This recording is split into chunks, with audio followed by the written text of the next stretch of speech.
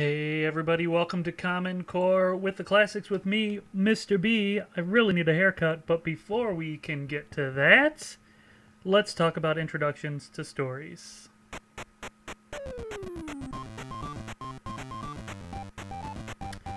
Okay, as you can see on the screen here, we're going to be talking about The Legend of Zelda today. Obviously a classic. Building off what we did last week we talked about story structure and how you have an introduction with exposition and then rising action and then a climax, then a falling action, and then a conclusion. One thing that you need to do generally in the introduction when you're doing your exposition is give the reader a bunch of information. They need to understand exactly what's going on in your story. They need to know where the characters are at. They need to know who the characters are, the setting, the time, the place, all of that kind of stuff. The problem is that can sometimes get a little boring. And so good writers, first of all, they try to write it in a way that's not boring. But if they're not great at that, they at least need to start the story with something really exciting. And sometimes we'll call that a lead to your story, something that will grab the attention of the reader. So, I've got a few different types we're going to talk about. Legend of Zelda is a great game. One of the earliest Nintendo games that they ever had. Let's see what kind of an introduction they give us to this game. And here we go. Alright, cool. Triforce is blinking. Ooh, something cool must be about to happen. Alright.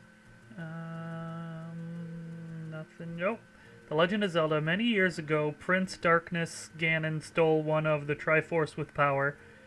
Princess Zelda had one of the Triforce with wisdom. She divided it into 8 units to hide it from Ganon before she was captured. Go find the 8 units, Link, to save her. All of treasures. Heart, container heart, fairy, clock, rupee, 5 rupees. I like that they did IES there.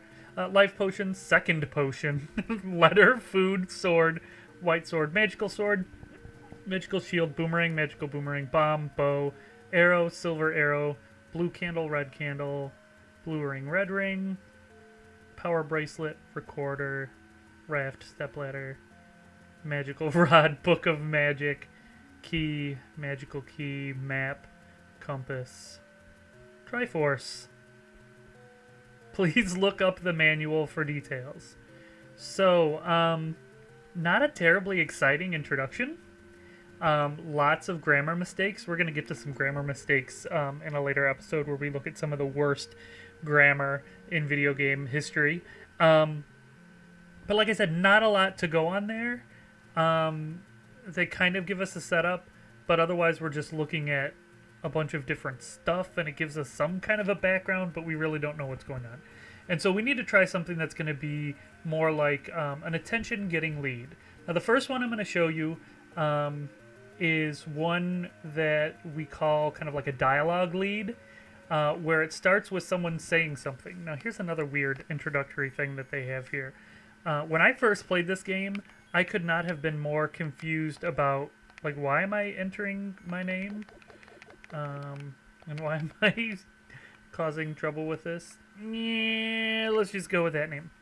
Select. Oh my goodness. Register. There's too many buttons on this thing. Register, right? Okay, there we go. Okay, so now we're in the game. So, if you just had hit a button right from the beginning of the title screen, you wouldn't have gotten any of that story and you'd just be left with this. Even after having the story, it's crazy that we're just left with this. There's no real introduction, but they kind of do have one. Like, I'm hitting the buttons and nothing even happens. I can move, but that's it. I guess I'll go in this cave. It's dangerous to go alone. Take this. Huh. Interesting dialogue to start us on our journey. I would consider this to be a good example of what a nice story lead might be. If you opened a book and the first thing you read was, "It's dangerous to go alone, take this," said the old man, that kind of has me interested. Like, why is it dangerous? why am I alone in this world? I don't like it. So now you continue the story here. You have your sword now. Take this as the sword, but starting with a line like that creates a little bit of mystery for the reader, and really kind of draws you into wondering, like, what is going on then? So I want to listen through the exposition because it's dangerous, and I'm alone, and now I have a sword. So, so good. So that's how you would do something that was more like a dialogue lead. Someone saying something, one of the characters, that really gets you pulled into the story. Now, there's another way that you can try to do this, and you'll see I'm looking to the side here. I have my notes off to the side. I'm going to try to keep, like, not dying and do this at the same time. Another way is to look at, what's kind of the big picture of your story. Theme is sometimes a hard thing to talk about. It's kind of a tricky subject for a lot of people, especially when you're just learning. It's kind of hard to understand what theme exactly is. But a big picture is like, what is the story really kind of about? Or what are like the big ideas that are explored in your story? So for this one, this was the example that I came up with. You can start your story with sort of like the big picture of what your story is going to be all about. Kind of like an introduction to what the ideas are that you're going to be talking about in your story. Ooh, a fairy. So this is what I wrote. The hardest part about being a hero is that you're all alone. It's just you versus the bad guy to save the world. It's a pretty classic and cliched story, but that doesn't mean it was any less real to me. Someone has to save the princess, and it seems like there's only like 10 other people in this whole world, and they all hide in caves. It was up to me. So we haven't really given any specific details of the story yet. We're just talking about, oh, it's hard to be a hero when you're alone, and this story is going to be about me saving the princess and being a hero even though the odds are against me. And that's something that might draw a reader into your story. Knowing that it's going to be a story about heroics, a guy triumphing over good guy versus evil, and so that kind of gives a little bit of a background about what the story is going to be about without getting into the specifics yet. So then your reader can go, ooh, I love stories like that. I'm going to keep reading this. I like when there's a hero and a bad guy and weird flying flower things. I know all of these enemies have specific names, but I'll be darned if I know what they are. Probably showing myself not to be great. One thing I mentioned in that last little paragraph as a part of the introduction is how alone the hero is. This is kind of the classic days of The Legend of Zelda, in my opinion, where you didn't have a million different people you have to talk to do fetch quests and things like that. Like the newer one, like it took me a really long time to get into Twilight Princess because you just gotta talk to too many people. I want to say one of the websites I used to go to, I think they did some kind of a check, and it was like 3 hours before you actually did anything of any like excitement or worth. Like 3 hours of just running around talking to people, doing this, doing that. I prefer something like this. You open up the game, you press start, there's a cave to go in, and you get a sword, and there you go. You don't have to talk to anybody. The only people you have to talk to are, this guy. Buy something, will ya? And these newer games, man, I tried to play Skyward Sword, and it's like, dude, come on. I do not want to talk to people. I just want to cut people in a digital world and collect all kinds of gadgets. And yeah, that's the new ones don't let you do that. Okay. So, getting back to our topic. So we've done 2 leads so far. Dialogue lead, somebody's talking. The other lead was kind of like a big picture lead. Oh, this is a secret you can do later when you have the power bracelet. Another different type of lead that you can do is a really good, strong setting description. And what you're doing there is trying to pull the reader into the mood or the feel or the tone of your story by writing something that is really creates a very strong picture in their head. So to get to that, let me just move on to where this little bit that I wrote comes from. If I don't want to die during this one because it's a pain in the butt to die in a Zelda game. Okay, I'm just gonna cross. Okay, so you see there's a river, then there's a bridge we have to cross. If you haven't played this game before, there's 8 different dungeons. This is the first dungeon. Oh my god. Oh boy. Well, game over. We'll try again. It'll take me just a minute to get back there. There's 8 different dungeons that you have to do. You go through these 8 different dungeons. You get 8 different pieces of the Triforce, which is this magical triangle. And then you take it to where the big bad guy Ganon is. And you defeat him and save the princess. So, there you go. Pretty tried and true sort of experience. But back in the day, I mean, this was like the most exciting thing in the world. I remember we had a babysitter, and it was the first time I'd ever seen a Nintendo, and she had The Legend of Zelda, and man, she was nuts about it, and so we got excited about it too. Okay, so now here I am at the mouth of the cave, or of the dungeon. So I wrote a little bit of just descriptive text that you could maybe start your story with to get people excited about what they're going to be reading about. So here's what we have. The water was eerily still under the rickety wooden bridge that would bring me to my first real challenge as a hero. See, on the bridge. Sure, I defeated a few weird octopus things with bizarre snouts that blasted rocks the size of a human head, but this was going to be a real challenge. As I crossed to the island where my quest would begin, it was difficult to see much of anything. My destination was surrounded by a giant, unnatural rock structure all the way around, with only a small opening at the end of the bridge. What I saw next took my breath away. In the middle of the island was a gigantic tree with an evil, twisted face. The eyes seemed to follow me as I stepped off the bridge onto the island, and the tree's gaping giant mouth was just large enough for a person to fit through. I knew this was the place. That would catch your attention, I believe. That's the kind of thing that you are going to read and then go, oh my god, what, he's going into a twisted, crazy tree on a weird rock island with a bridge and blah, blah, blah. That's going to catch your reader's attention. You've got some real description that brings the reader into the world that they're going to be reading about. So that'd be another great way to start your story. So yeah. This is the first dungeon of The Legend of Zelda. Now, skeletons. You can see there's a key inside the skeleton. These guys take 2 hits to kill now. You can get stronger swords that make it easier. One trick that I always used to do when I was a kid was there is a way to where you can completely skip getting the first sword. What you have to do is you have to go to a spot where there's a guy who'll give out free rupees if you like push yourself up into the mountains at a certain point. He'll give you some free cash. You take the cash to go and get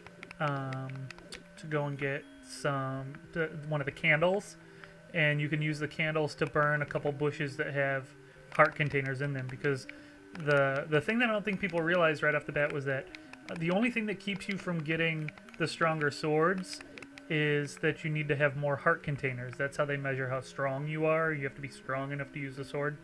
So to be able to get the second sword, you need to have 5 heart containers. So if you can use the candle to get the heart containers you need, you can just go straight to the waterfall where you get it and skip the wooden sword altogether. I was worried one time, like the first time I did it, I was like, I wonder what happens if I get the wooden sword. Is it going to replace it? It doesn't. You just keep the same sword. It takes the place. It's fine. It's not a big deal. So this dungeon is tricky because I'm not playing very good. I'm playing on a controller that doesn't have... I'm not using the D-pad, so it makes it kind of hard to control Zelda that way. One of these guys give me the boomerang, or no? I think it's a blue one you have to kill with the boomerang. Cut him. No! No! Oh, God. Oh, I have 2 keys. I should go back there. Oh, there's another key. Oh, these guys stink. These guys, if they grab you, they will take you back to the beginning of the level.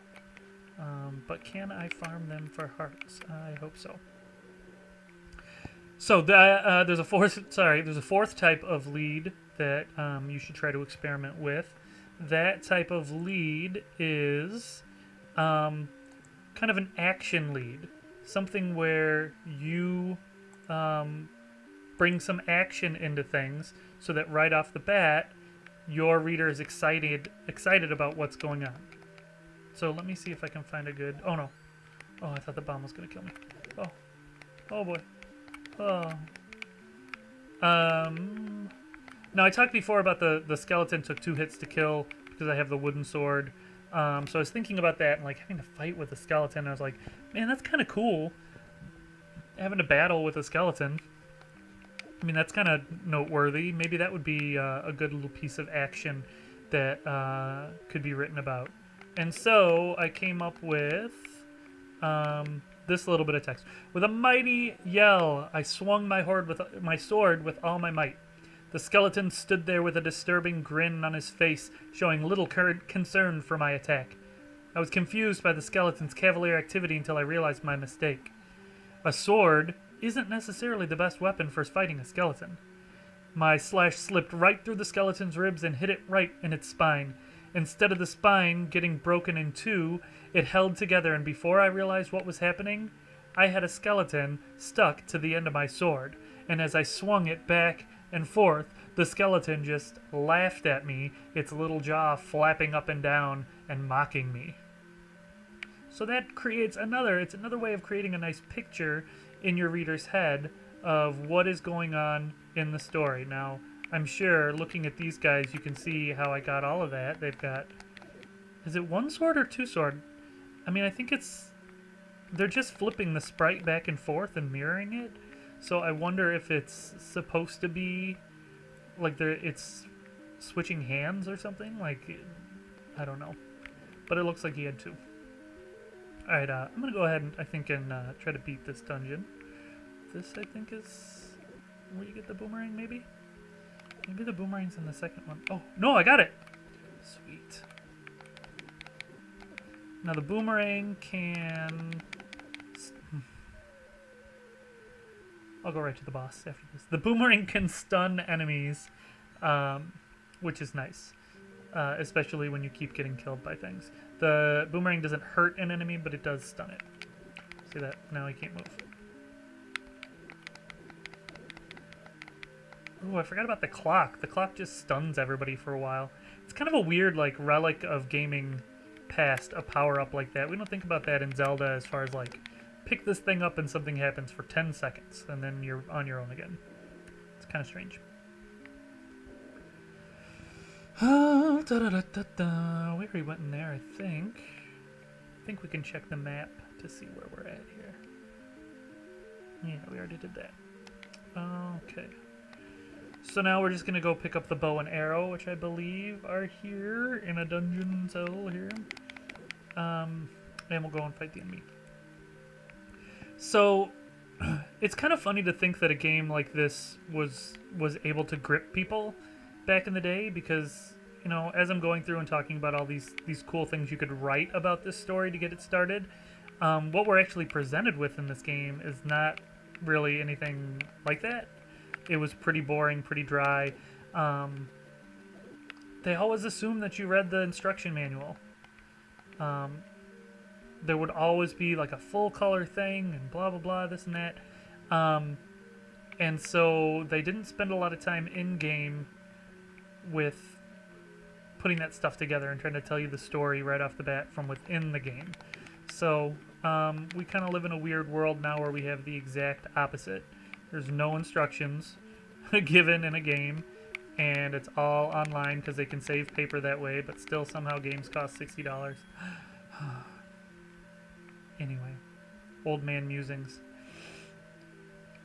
So, I swear, that's 3 deaths this time. Was it 4 deaths last time? I don't know. 7 deaths altogether for the series, and we're on the 2nd episode. I hope it's at least entertaining to see me fail. I hope. That would give me some kind of relief from the sorrow I feel dying in front of you all the time.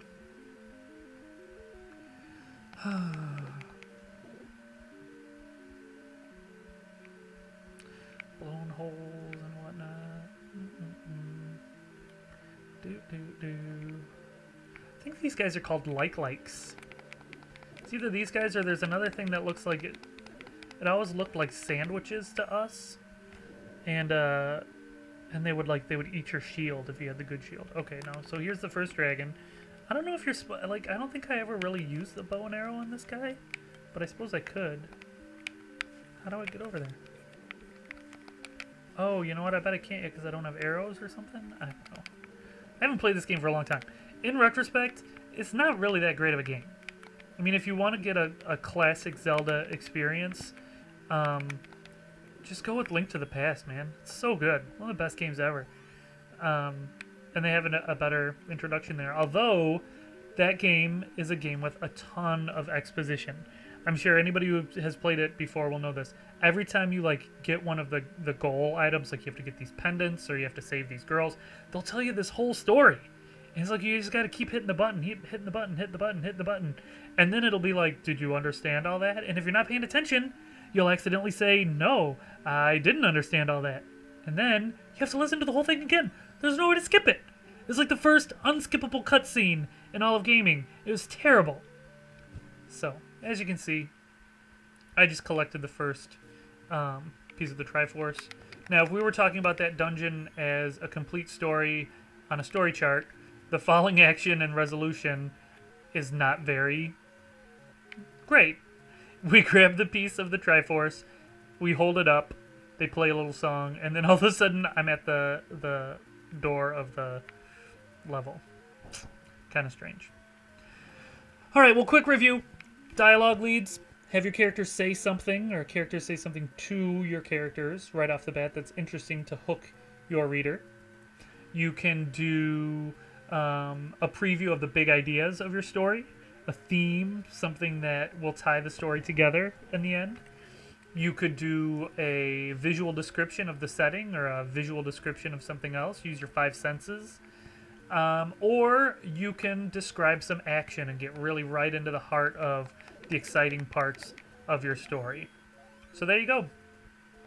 Legend of Zelda leads for your story. That's going to do it for this week of Common Core with the Classics and me, Mr. B. Don't forget to hit the subscribe button. And if you have suggestions for games to use for the lessons, leave them in the comments. You know, I kind of like to stick with Nintendo 8-bit, but we could probably do 16-bit games too. Don't say Sonic the Hedgehog. I hate Sonic the Hedgehog. He's terrible. What an awful, awful character he's become. The games originally were not that great either. I mean, get real. The only reason why someone would like Sonic the Hedgehog is because their parents wouldn't buy them a Super Nintendo. Let's be real. That would be the only reason why you would be like, no, Sonic's great. No, you think Sonic's great because your parents wouldn't get you a Super Nintendo and that's all you have. So don't even try it. Alright. That was a little bit of a rant. See you next time. Bye-bye.